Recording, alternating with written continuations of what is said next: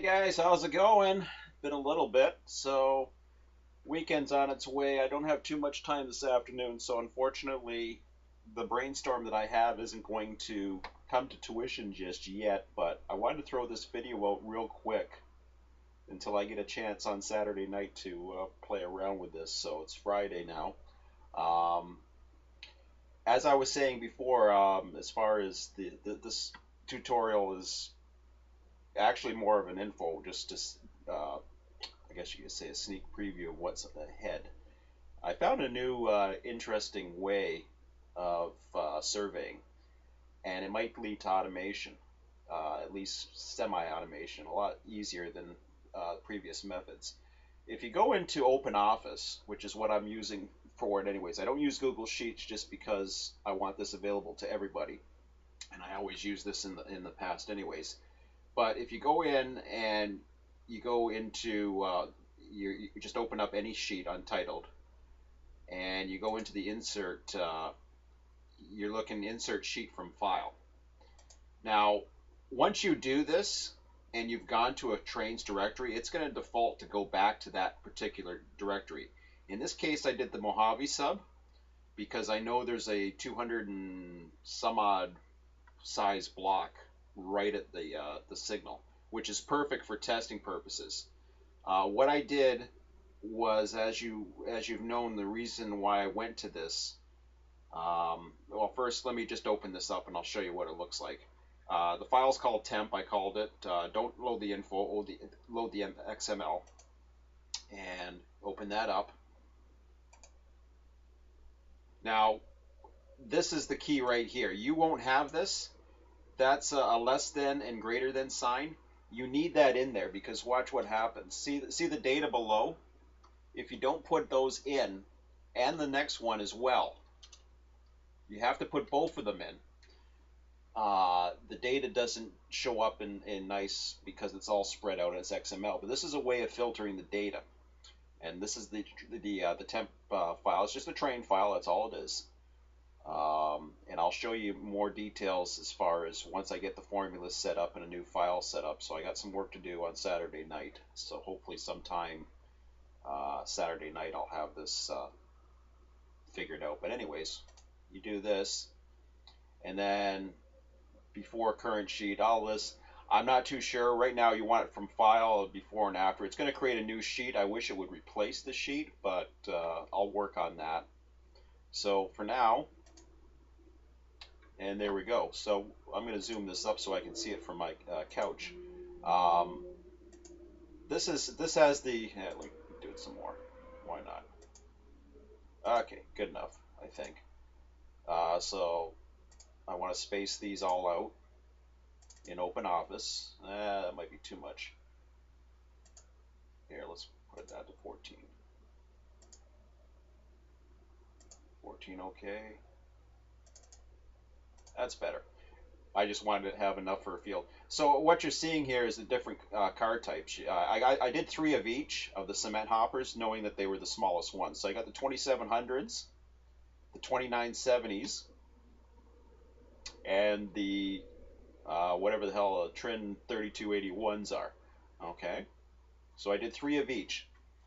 Now you'll see why this is going to become a lot easier. This is just a heads up video, I guess, of what lies ahead Saturday night, so keep an eye open.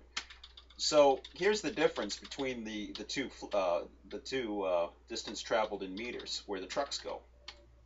So you go here, you hit the equal sign. This is just a formula that I'm doing. You don't have to worry about this. I'll make it a lot easier for you guys. But if I do that, there's the difference between the trucks. If I copy this, and again, you don't have to worry about entering these formulas. I'm just showing you how I come with this data, 8.17. You see how I'm pasting every one? So now it's all linear. I don't have to worry about the calculations or anything like that. I'll have to do formulas if the blocks change. Right now I'm just looking to see what the smallest. Now, once we get over to the, whoops, wrong one. Yeah. Once we come over to that one right there. You see those the trim files? I don't think that would be the wise one to use. I'm going to have to choose one of them.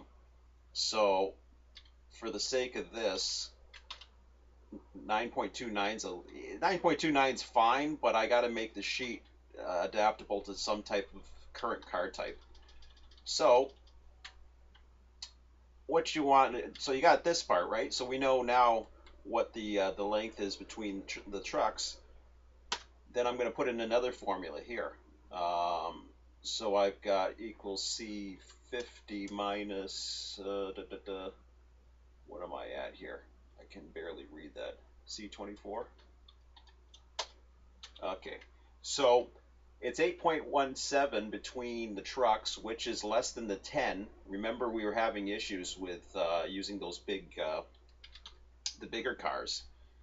And if I keep going, I'll see that changed it a little bit because of slack. Changed it some more. There's a lot of slack in there for some reason. Hopefully I did that right. The 8.17 was right. Oh, okay, it's the slack between the couplers. I gotcha. All right. So the other cars appear a lot smaller. Hopefully I'm doing that right. Yeah, 3.855. Okay. 3.655. 3.46. Really, that doesn't matter, but yeah, so now that's coming to a steady value of 3.46 on the other car types. So there's a little bit more in between the trucks, 4.52. I'm going to stick with 4.52. There's a bit of slack action happening there when you actually place it in the TMU. But as you can see, these two values right here are going to be the smallest ones. So what I recommend we start using is the ACF 2700s. Doesn't matter which one. I'm using the CSX one. That's going to be the new one that I use. And then I'll have a sheet that's compatible to these values. I'm going to create this on Saturday night. And you might be saying, okay, so why go through all this again? Because maybe the current system works for you or whatever. Or maybe you don't even have a clue as to what I'm talking about. What we were using before, if you've seen previous tutorials for a survey, was trying to have it so that there is the least amount of data entry as possible. So we use the biggest cars. The problem with that is now we have blocks that are 10 meters. I don't think they get shorter than that. I hope they don't get shorter than 10 meters, because if they do, it's going to, it's just going to wreak havoc on everything. So hopefully 10 meters is the shortest, because 10 meters, what happens is if the block changes within 10 meters, the RTS system can handle it. If it starts staying lower, then I'm going to start missing blocks. So hopefully using these new car types, I'm going to experiment again this weekend and see how it works. I'm gonna put a formula in there, but the reason why I opted to go with the bigger cars in the past than the smaller cars was using the biggest car like a center beam flat meant less data entry and less calculations on my part. However, if I make something that automatically has these formulas tied in, that will automatically look for these particular fields in, say, one of these other sheets, and that's what I have to program still. But if I program that this weekend and then have the calculations automatically give us block sizes automatically, all you have to do is insert the file like I showed you just there. And again, I'll have a tutorial on this. This is just a heads up. So I want you guys to know what's coming this weekend. Hopefully this is going to automate the process and demystify this whole survey. It's not going to be perfect. You still have to do the work as far as surveying, and I will apply that to a new update. So take a look. Hopefully Saturday night sometime. I'm going to be working on this. I'm actually going to be working on this probably later tonight as well. But the actual tutorial is probably going to come out Saturday evening if all goes well. So that's it for now. Thought I'd give you a heads up on what's going on, and have yourself a good weekend, guys.